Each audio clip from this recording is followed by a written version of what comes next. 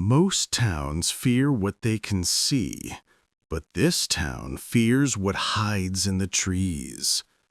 Deep in the forests of northern Washington, people have heard whispers, voices that sound exactly like their own. Hikers vanish without a trace. Search teams return, changed. And every night, at exactly 3:07 a.m., a single light appears deep in the woods, calling someone. They say, if you follow it, you don't come back. Please subscribe my channel and enjoy the stories.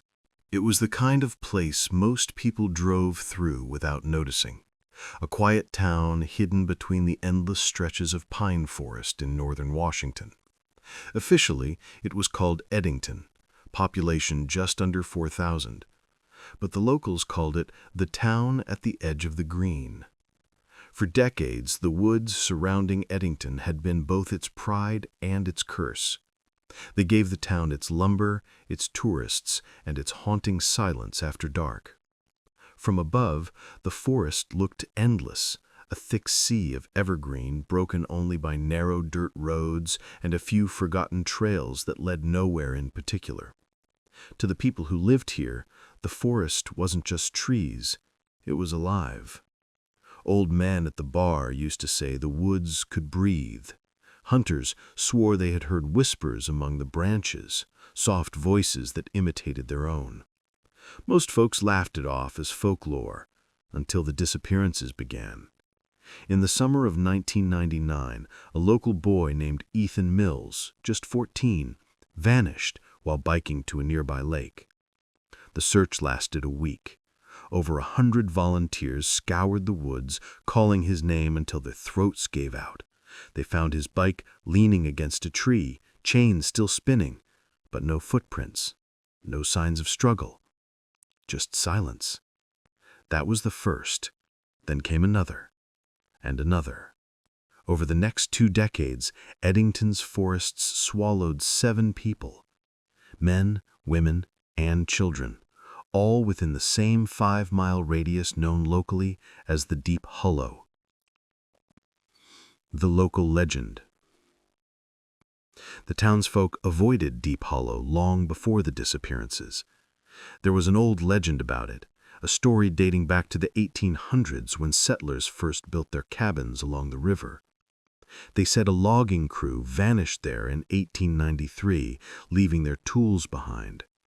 Days later, when a search party entered the hollow, they found the trees stripped bare of bark, the ground covered in animal bones, and a single message carved into a tree. No one knew what it was. Some said it was a forest spirit. Others whispered it was something much older, something that lived beneath the roots. The locals joked about it, of course. Teenagers dared each other to spend the night there. And every Halloween, kids snuck into the woods with flashlights, hoping to spot something. But after 1999, no one joked anymore. In 2018, a documentary filmmaker named Daniel Price arrived in Eddington. He was researching small-town myths for a series called Hidden America. When he heard about the Deep Hollow disappearances, he decided to stay a few weeks. Daniel was known for his realism, no ghosts, no exaggeration, just facts. But what he found in Eddington changed him forever. He began interviewing locals, hunters, old residents, even the sheriff who had worked on the first case. Many refused to speak on record. The ones who did all said the same thing. The woods take what they want. The deepening mystery. Daniel's first recorded interview was with a retired logger named Henry Cole, now in his 70s. Henry's hands shook as he lit a cigarette, his eyes drifting toward the dark line of trees outside his window. Daniel, do you believe there's something out there, Mr. Cole? Believe? Son, I know there's something. I've heard it. What did you hear? It's not what I heard, it's what I didn't. When it's close, everything stops. No wind, no bugs, just quiet, like the forest is holding its breath. Daniel wrote in his notes that night, "The silence scares them more than the stories." As Daniel continued his investigation, his equipment began malfunctioning. Cameras shut off for no reason, audio recorders captured static and faint, rhythmic sounds, almost like breathing. At first, he thought it was interference from the trees or his own paranoia, but then his drone footage revealed something unexpected. A pattern. The sheriff's warning. The next morning, Daniel visited Sheriff Marla Dean, who had been with the department for over 20 years. She warned him to stop. "I've seen what happens to people who go looking for answers in those woods. They don't come back the same, if they come back at all." When Daniel asked her what she meant, she paused, then pulled out an old police report. It was from 2003, a search and rescue operation for a missing hiker named Bethany Clark. Only one rescuer returned, a young deputy named Aaron Whitmore. "We found her tent torn apart. The trees were marked, like claw marks, deep into the wood. But they weren't from any animal I've ever seen. Too high, too clean. Something was carving them." Aaron quit the force 2 days later and left town. His current whereabouts were unknown. By early 2019, Daniel had gathered hours of footage and interviews. But something was changing in Eddington. People reported hearing noises again. Strange howls at night. Shadows moving between trees. Pets went missing.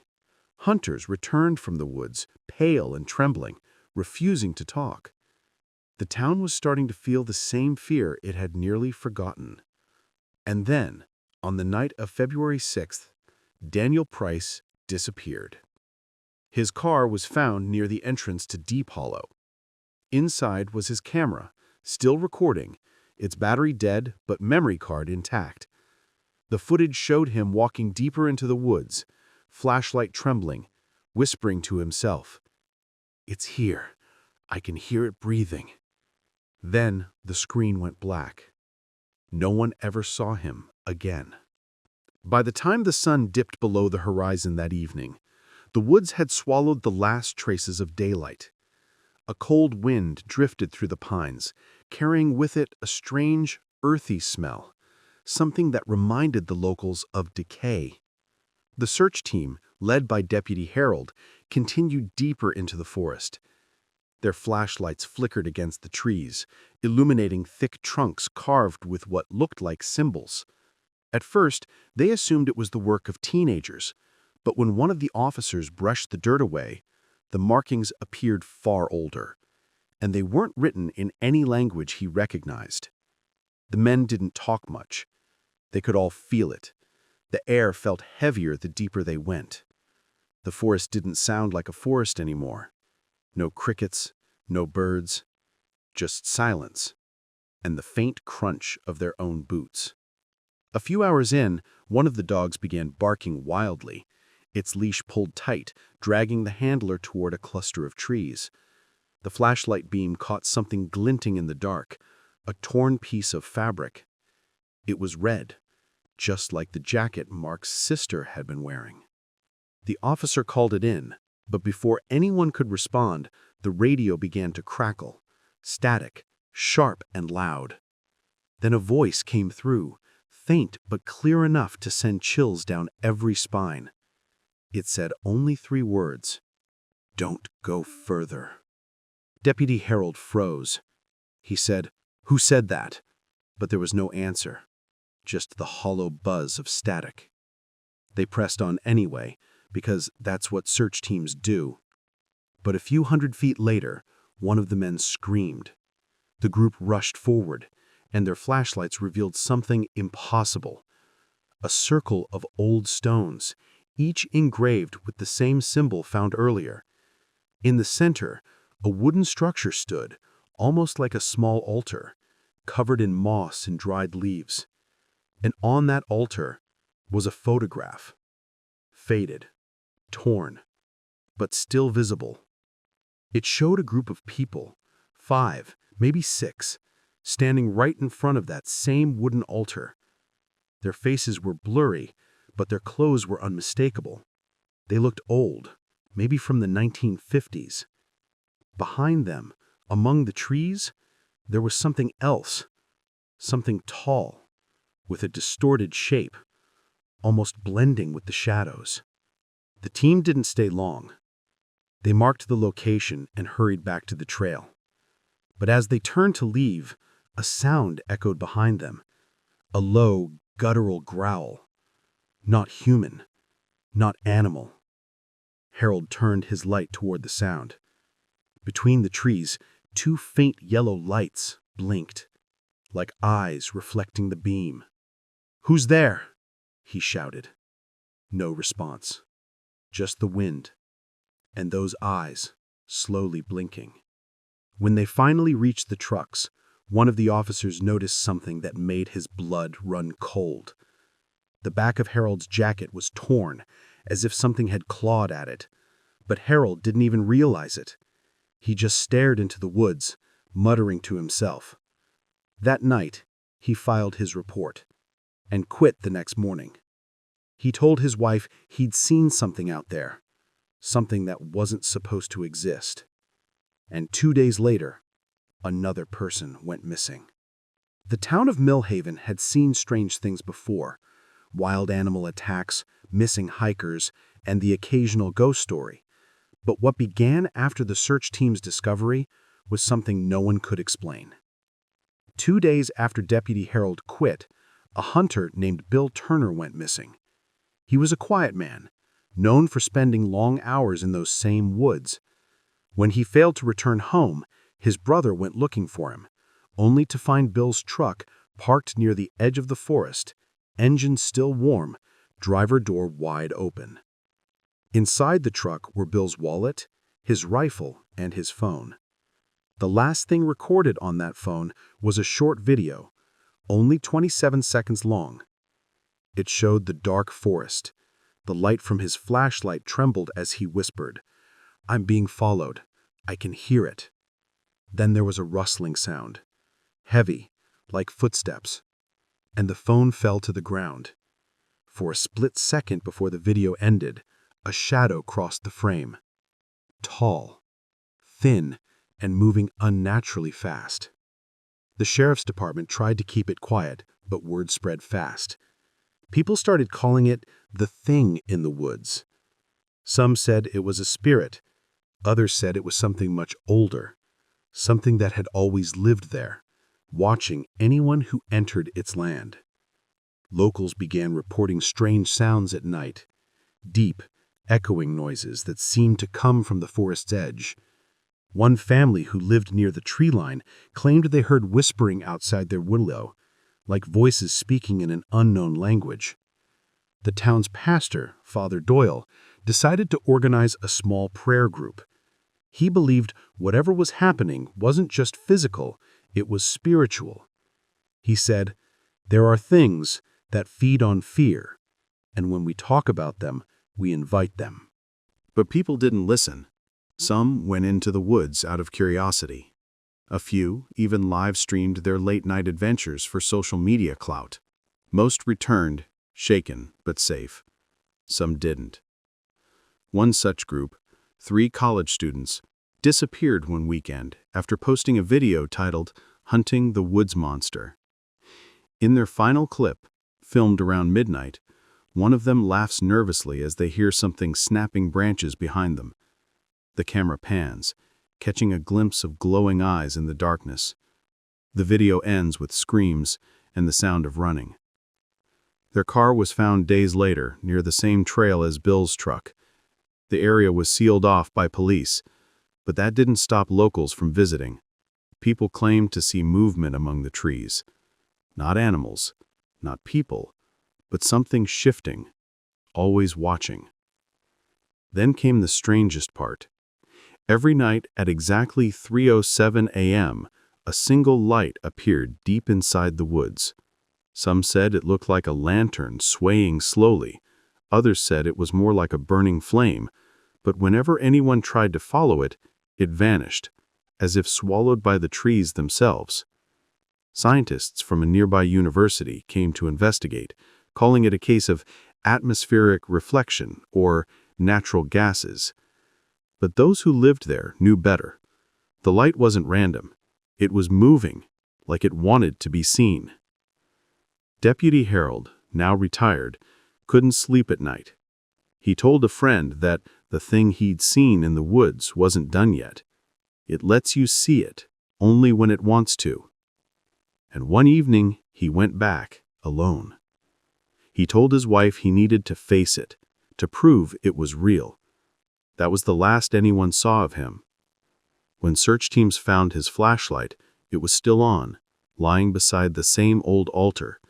The batteries were dead, but the light was still glowing. Weeks passed after Deputy Harold's disappearance. The police sealed off the entire forest, but that didn't stop the whispers. Locals said they could still see his flashlight moving between the trees at night, even though they knew he was gone. The sheriff eventually called in a special team, experts in missing person cases, along with a few paranormal investigators from out of state. They set up cameras, motion sensors, and audio recorders throughout the area where the altar had been found. For 2 nights, nothing happened. Then on the 3rd night, everything changed. At exactly 3:07 a.m., every motion sensor triggered at once. The cameras flickered one by one. On the audio feed, a strange rhythmic sound played, like someone whispering and breathing heavily right next to the microphone. One of the cameras, the one facing the altar, captured something no one could explain. A faint silhouette appeared, tall, almost human, but not quite. It stood there, motionless for several seconds, then slowly tilted its head, as if it knew it was being watched. The feed cut out. When the team reviewed the footage later, they noticed something even more disturbing. In the few seconds before the camera went black, several other figures appeared behind the main one, shadowy outlines, surrounding it, unmoving. And between them, faintly glowing symbols began to appear on the trees, the same markings that Harold had reported months before. No one could explain how those symbols were glowing, or how they vanished by morning. That night, the lead investigator, a man named Thomas Reed, left the site. He told his colleagues he'd felt something following him, whispering his name. It doesn't want us here. It wants to be left alone. The next day, Thomas went missing too. His car was found idling by the roadside, doors open, engine still running. Inside was his field notebook. On the final page, he had written just one line. It's not one of them. It's all of them. After that, the state declared the area off limits. Maps were redrawn. The forest became government property, marked as a wildlife hazard zone. Locals were told to stay away. But they didn't. And even now, those who live nearby say the forest isn't empty. Hunters claim to hear voices calling their names in the distance. Hikers say they see flickering lights deep between the trees. One man even swore he saw Harold, standing motionless at the edge of the woods, staring right at him, only for him to vanish when the headlights blinked. To this day, no one knows what really happened in Millhaven Woods. The official reports are sealed, the videos were confiscated, and the people who tried to uncover the truth either disappeared or stopped talking about it. But if you drive past that forest late at night, and you stop your car, and you listen carefully, you might still hear the faint sound of whispers coming from somewhere between the trees. And if you see a light in the distance, whatever you do, don't follow it.